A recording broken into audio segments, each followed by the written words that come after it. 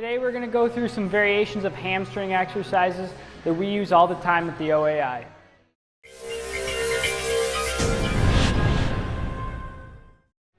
Max Wardell, overheadathletics.com. I wanted to talk about hamstring exercises today. As I go through some of the research and some of the literature and then some of the things that I see other people using out there, and I wanted to demonstrate a few of the exercises that we use all the time that we really prefer to train the hamstrings. And I want to talk about why we like these variations. It's important to have hamstring strength to protect your knee, to protect your lower extremity in general and low back, and then also to perform at your fullest. Especially if you're a baseball player, you know, we've seen a lot of hamstring injuries in baseball players, and we've also seen a lot of baseball players limited in their performance due to hamstring weakness. So in the future, I want to post a little video about how you can actually test hamstring extensibility, but for the purpose of this video, I really want to go through some of the strength training variations that you can use with your athletes or you can use as an athlete to increase the strength and functionality of your hamstring muscles.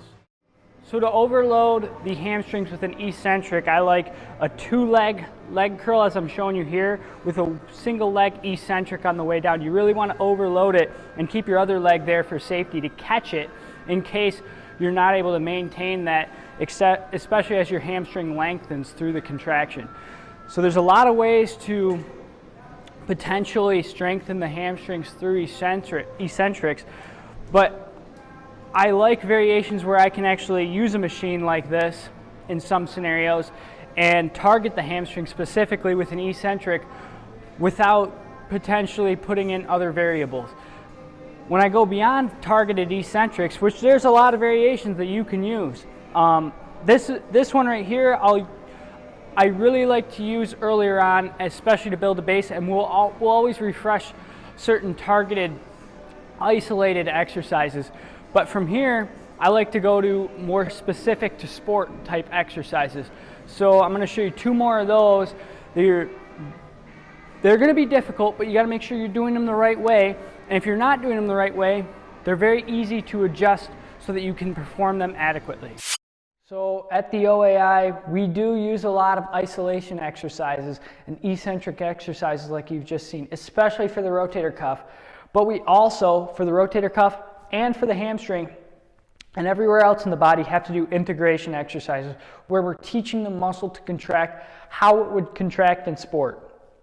These functional variations are very important and specific. So I like to start with a little less specific and move to a little bit more specific as we go through. It's important to consider when you're thinking about these exercises that the foot is on the ground. It's not open kinetic chain like we did in the beginning with an isolation exercise, but the foot is on the ground, so the action of the muscle is going to be different. This is something I've learned a lot from my biomechanics professor, and he's kind of talked about this quite a bit, and a lot of it comes from Gary Gray at the Gray Institute. But basically, when the foot is on the ground, the hamstring isn't going to do this and flex the knee. It's going to predominantly work at the hip, but it's going to resist hip flexion. It's going to attach to the proximal tibia and the head of the fibula. So what is it going to do? When the foot is on the ground and I'm flexing through the hip and the muscle's contracting to stop this, it's pulling here so it straightens the knee. Just something to consider. The actions are different. So if I'm doing all knee flexion, resisting knee flexion, what I'm going to actually do in the sport is different. The knee flexion with the hamstring happens as I lift my foot and then come through, and it's not quite as much as what it's going to actually have to do at the hip to resist that hip flexion. So talking about hip flexion and resisting it and decelerating it, we'll actually use some variations where we drive that. So a traditional lunge here, I load that iliopsoas, I load the quadricep, but I can also load the hamstring. So if I actually shorten up the lunge, I go through less motion at the knee, but I go through more motion at the hip, I can train that hamstring. So I can come into it and drive forward with my hands to flex at the hip, which allows me to train that hamstring, adductor magnus, even some gluteal muscles. So all of these muscles have to work synergistically to accomplish a goal. But the hamstring is going to be trained very well to resist that flexion. Now I can add dumbbells and I can actually drive that flexion. I can alter how far I'm going into it. I can alter where I put the dumbbells to either target more of the gluteal muscles, less of the gluteal muscles, more of the medial hamstring, more of the adductors, more of the lateral hamstring, just by altering how I use the dumbbells. I can also do things closer if I'm a baseball player or someone that has to use that hamstring extensibility to train the hamstring in that position.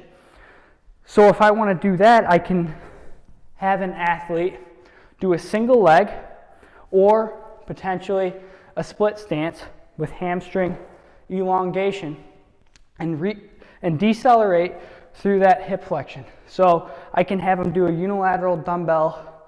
They're going to go across because we know that as the body's rotating and that knee is extended, I'm going to do more lateral hamstring. So one variation you can do is you can go down and across.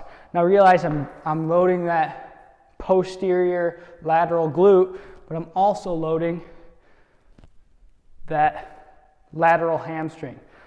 I can go farther out in front. I can go more rotational. I can go less rotational. More rotational, less rotational. I can mix it up. I can go more anterior. So I can go farther out in front, stretch the hamstring, teach it to stop that. Then I can do it just like a lot of you have seen in a variation like this, where I'm actually doing that single leg RDL. Great exercises for the hamstring and the glutes. There's a lot of things you can do, and if this is something people are interested in, we can post more on this. We can post more advanced variations, less advanced variations, but keep in mind that it's not just enough just to do things where you're isolating the muscle. It's also important to integrate into a functional, complex movement, and then as you get stronger, as you get more extensibility and flexibility through your hamstrings, teach the muscle to contract forcefully and efficiently where it's going to be in sport. So I hope you liked the video, and we'll see you at the next one, guys.